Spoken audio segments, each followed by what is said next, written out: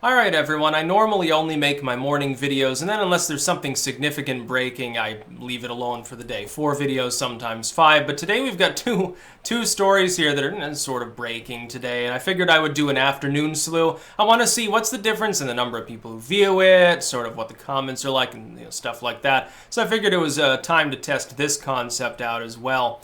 We got to talk about two things, the New York Times and Bernie Sanders. Sanders is more funny, so we'll talk about the New York Times first. Now, it's no secret that I hold them in contempt for the most part. Much of what they say is an outright lie, and most of the time at least you've got a lie by omission, a lie by structure, whatever in their articles. They like to talk about how their readership increased, and it's like, yeah, but cannibalizing a million other media firms by being the most clickbaity. By being the least honest, yeah, people on the further left, the Never Trump crowd, they love the New York Times, as opposed to you have an outlet that occasionally tells the truth, that the sky's not falling. Well, they don't want to read that. They want clickbait. They want something to stoke their fear because it's exciting to them. They have boring lives for the most part. The New York Times decided to preemptively write a piece about how Trump lost in 2020. It's sort of written as though it was already the day after the election in 2020. It's like, well, he never managed to crack 50% in the polls, and people punished him for not doing anything and being basically a jerk-off. And I'm thinking to myself, considering the fact that his polling has steadily, slowly but steadily, been increasing. It's in the mid-40s right now. Some polls already have him at the magic 45.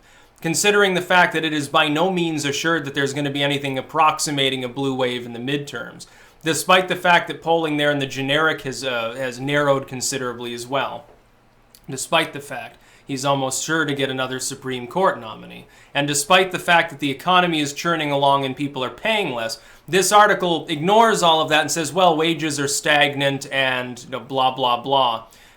That's not, number one, fully true. It's a partial truth. Misleading claim, that is. Number two, it may not remain true. It doesn't matter, therefore. You're trying to prognosticate several years in advance when you still have a major midterm election, which is partially a referendum on Trump, partially a referendum on Schumer, and partially a referendum on the progressive left at this point. You're trying to prognosticate an election after that one happens. You don't even know what the results of the midterms will be.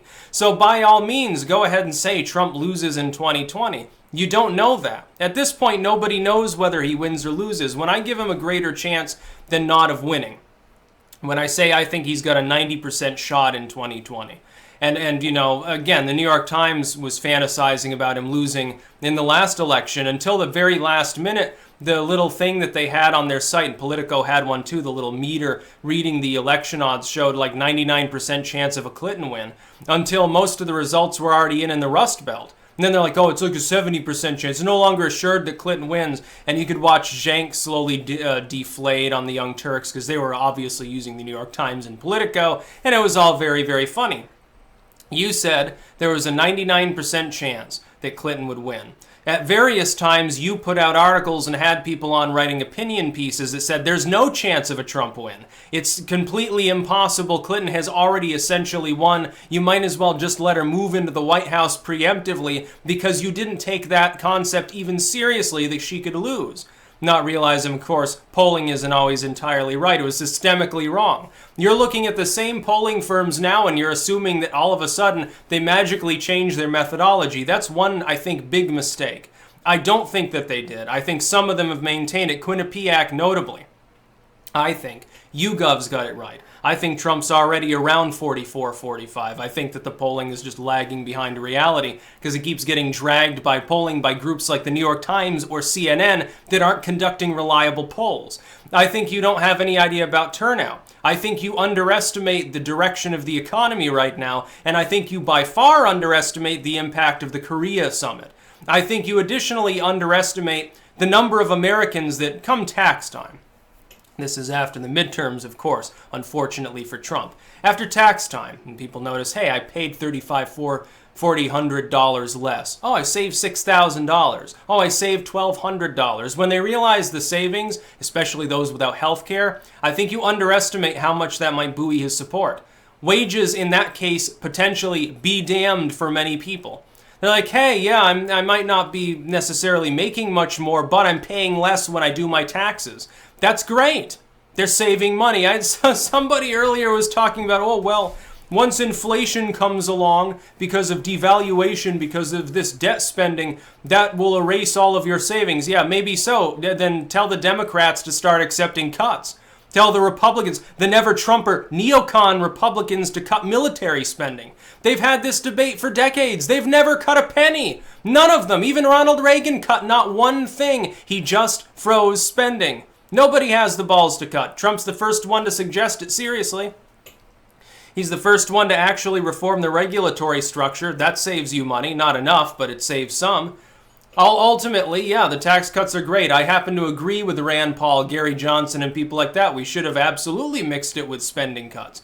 In fact, I think we need quite draconian spending cuts. I think we need mass deregulation of the healthcare industry, too, with Bernie Sanders' story later. I mean, it's fucking chaos. It's hilarious to see people double down and try to defend socialized healthcare when it's clearly impossible to implement. I'm looking at the New York Times article here, and I'm saying you're living in La La Land. You think you can prognosticate things. I still am befuddled as to why Google puts Nate Silver's blog ahead of RCP. Sometimes, not always. Most of the time ahead when you look up Trump approval polling. It's like, oh, Nate Silver, then RCP, and then you get like Rasmussen, Gallup, and the individual firms. RCP does a fine job. They aggregate everything. Nate Silver tried to weight everything when things were already heavily weighted. That's why he was one of the least accurate pundits. Meanwhile, I'm sitting there, I got 47 states, I got 48 during the primaries on the Republican side, I think, or 47 there. And I correctly predicted all along since before Super Tuesday, Trump had an exceptional odds of first being the nominee and then winning. So excuse me if I don't take the New York Times seriously. If indeed we get close to 2020 and it's clear that Trump won't win, that'll be what I predict. But to try to do it now is asinine. This is literally nothing more than guesswork. Oh yeah, well he didn't break 50% approval. How do you know he won't?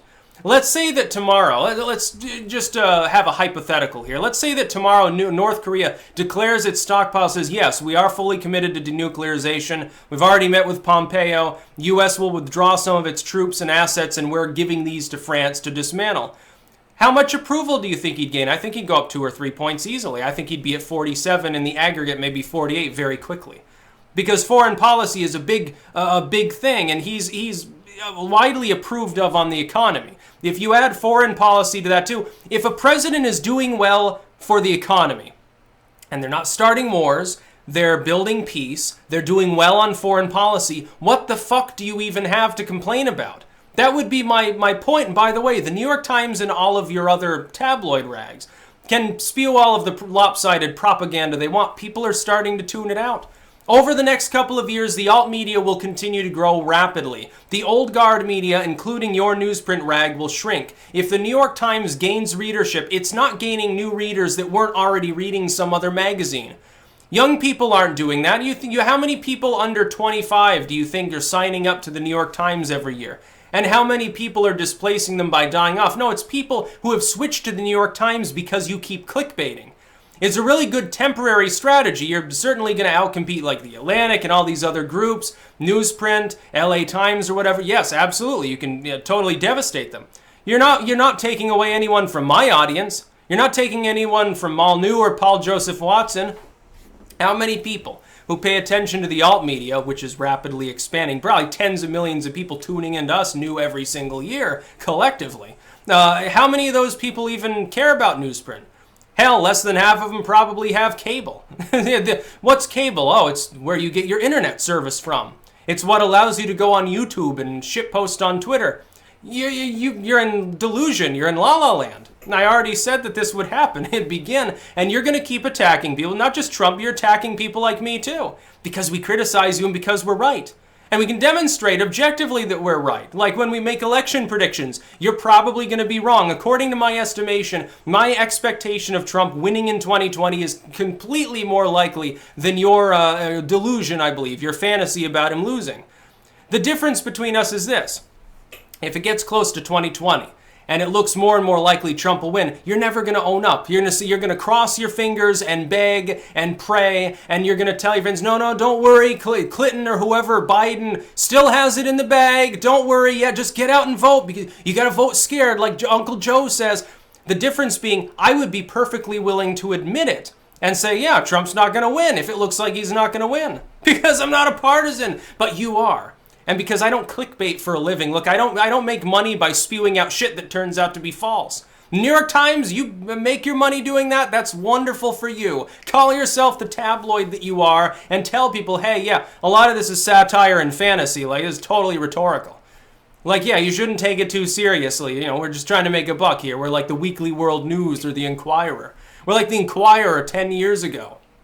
We're like the Howard Stern show or something. I would rather turn at this point to something that's blatantly satirical for news because it's more likely to be accurate than the New York Times. And that's really sad because, go back 30 years, it's like highly respected, very journalistic, admittedly, a lot of integrity in them at the time. They're willing to question some government policies, occasionally conduct investigative journalism. They're willing to go muckraking. Now the only time that they do that, it's yellow journalism and it's a propaganda piece about Donald Trump or a fucking YouTuber. That's what the New York Times has devolved into.